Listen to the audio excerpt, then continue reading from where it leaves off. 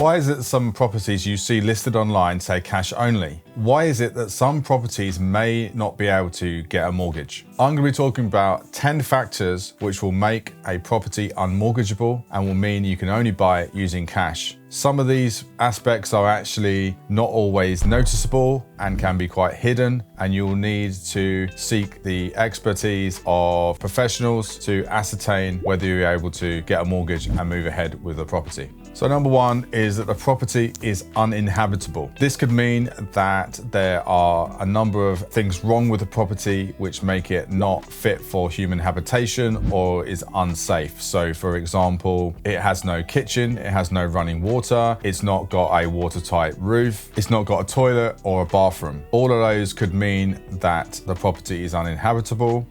And if you do manage to secure one of these properties, you might not be actually liable to pay stamp duty, but do speak to an expert about that. And you also, in some areas, might actually be able to not have to pay council tax because there is some councils offer a dispensation for properties that are uninhabitable and you don't have to pay council tax for those properties. The reason that they aren't mortgageable is because a buy-to-let mortgage is taken out on the fact that the property is lettable on day one. So the fact that you can let that property out to tenants from the beginning is what the lender provides you a mortgage on. However, if it is uninhabitable, that means that you can't let it to a tenant and therefore you won't be able to get a mortgage on it until you have brought it up to the work to bring it in a habitable condition. This one should be fairly obvious based on viewing, but also it will often be stated on the listing by agents because they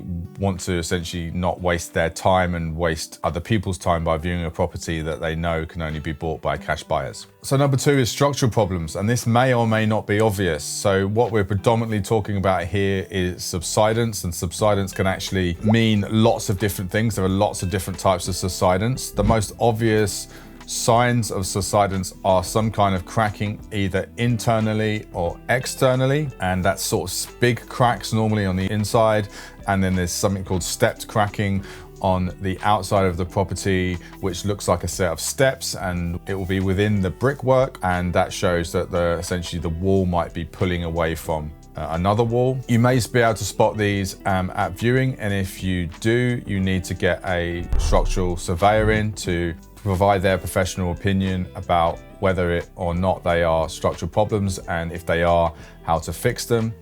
These things will often be identified at survey as well if they haven't been picked up at viewing, and the surveyor will often just recommend a structural surveyor's opinion because they want to cover their back. In terms of the mortgageability of the property, a lender won't lend on this type of property unless they have assurances about the structural integrity and a set of expert opinion from a professional, because they see structural problems as one, a risk to them and to their asset which they're lending against. So obviously if that property falls down, it's going to be worth nothing, and there's obviously going to be a big cost to have to rebuild it, but also because structural problems could mean a health and safety risk, and again they don't want that liability. So next is the property condition. Now this is different from point one because this isn't necessarily things that would make the property uninhabitable, but it might be factors which mean that the lender sees the property as too risky in its current state to lend upon. So for example, damp. If there is severe damp on a property, some lenders won't want to lend on it. They see that as kind of too risky or essentially not worth their while lending on something which has such severe damp.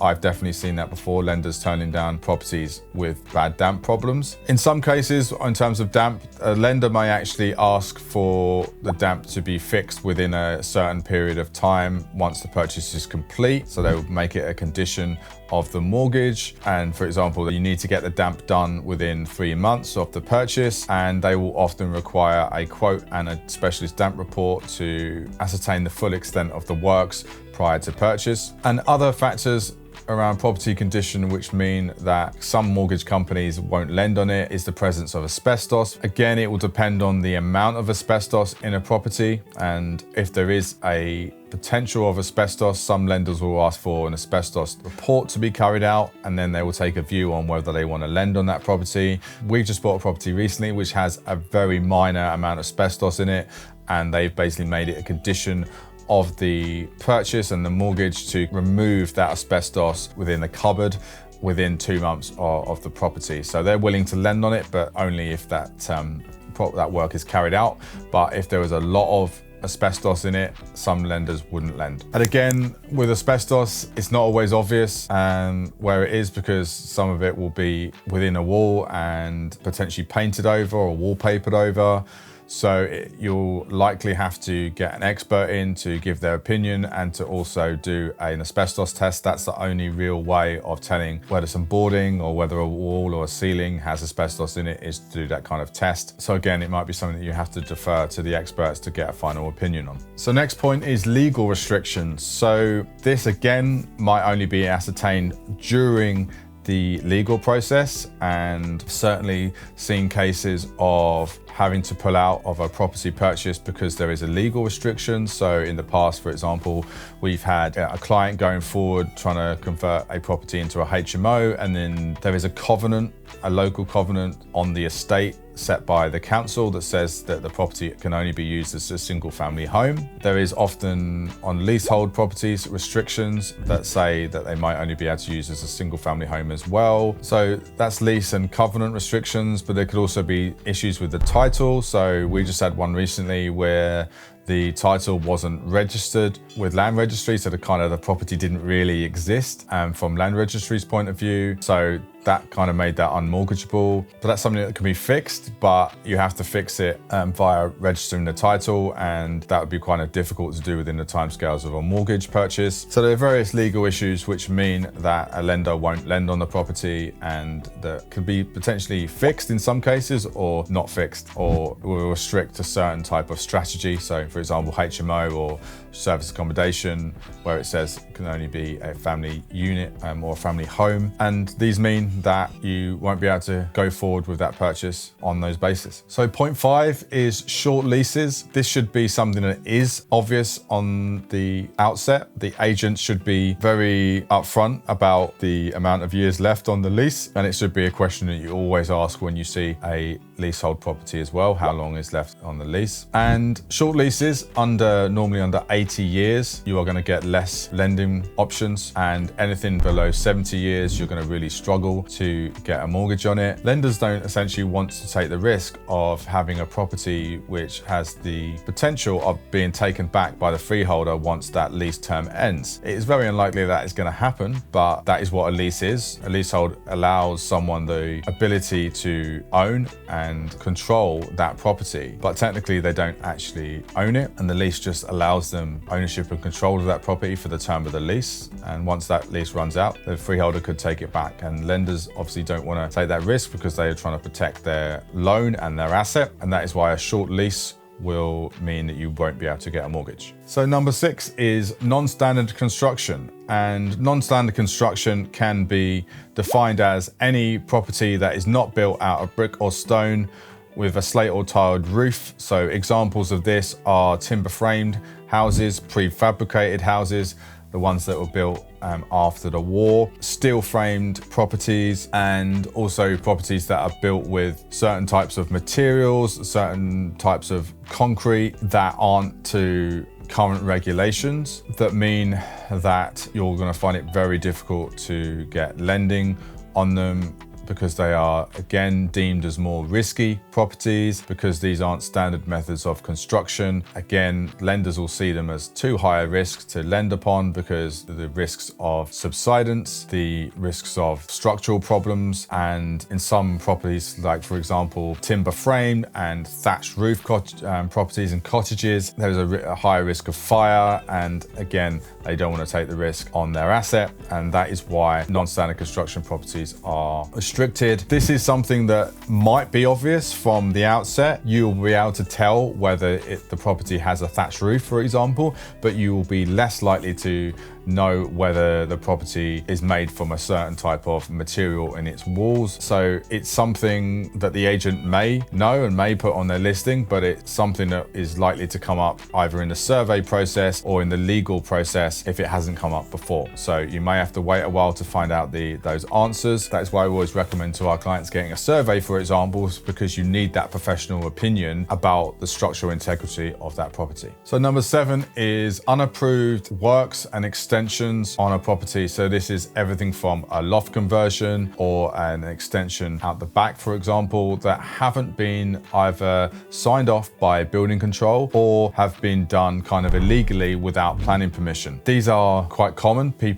I've seen lots of properties when people have done loft conversions themselves and that aren't to regulation and that don't necessarily have planning permission. And this can be a problem because it means that from a buy-to-let perspective and from a landlord's perspective that you can't use that loft legally because it's not compliant. And for extensions, for example, that have been done without planning permission, the lender is likely to not want to lend on that because, again, it is a risk that the property isn't compliant or isn't legal and they don't want to go anywhere near that. There's a theme here, isn't there? Essentially, it's all about the lender's risk appetite, and most lenders try to manage their risk as low as possible, so they don't want to be taking a risk, particularly on lower value properties. It's not really worth their while. They may take a risk on higher value properties, and there will be some lenders that will be willing to take a risk on some of these elements, but ultimately they're going to charge you for it. Number 8 is Japanese knotweed. Japanese knotweed is an illegal invasive plant species which is outlawed in the UK, and it is a legal requirement to notify the council if you have knotweed in your property. There are fines for people out there who have Japanese knotweed in their property that don't notify the council. It is that severe and problematic. And if the Japanese knotweed is within 3 meters of your property, it is unlikely that you're going to be able to get a mortgage on it. But if it's beyond 3 meters, you should be able to, or there will be less lending options, but there might be a lender out there who is willing to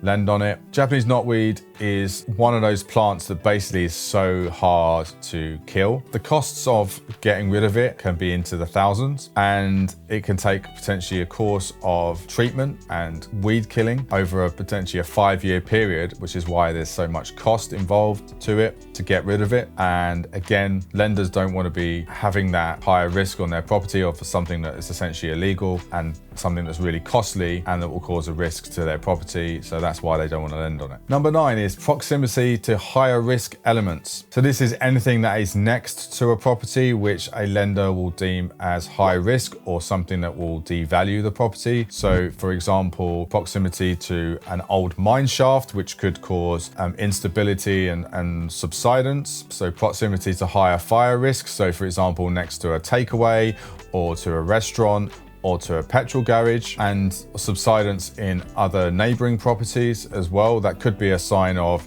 the property being built on unstable ground, whether that's an old rubbish tip or whether that's on an old coal mine. Might be seen in other properties. Your property might be fine, but the other properties near it have had, subsidence problems, and that means the risks of subsidence and the likelihood of subsidence on your property is going to be a lot higher. So again, that's not something lenders are willing to take the risk on. And number 10 is lack of comparables. So this is a bit of a strange one. This is all about when the lender goes out to the property to value it and to look at the structure of the property and the location. They may find that they cannot find enough comparables within the last 12 months, within essentially a quarter of a mile or up to a mile, that are like for like compared to your property. And that means that some valuers and some lenders who are lower risk will actually deem that property to be worth 0 because they haven't got enough evidence and enough data to actually come up with a valuation that they are happy with. I've seen it. There is a particular valuation company, large nationwide valuation company out there who I absolutely hate, and I'm not going to name names, but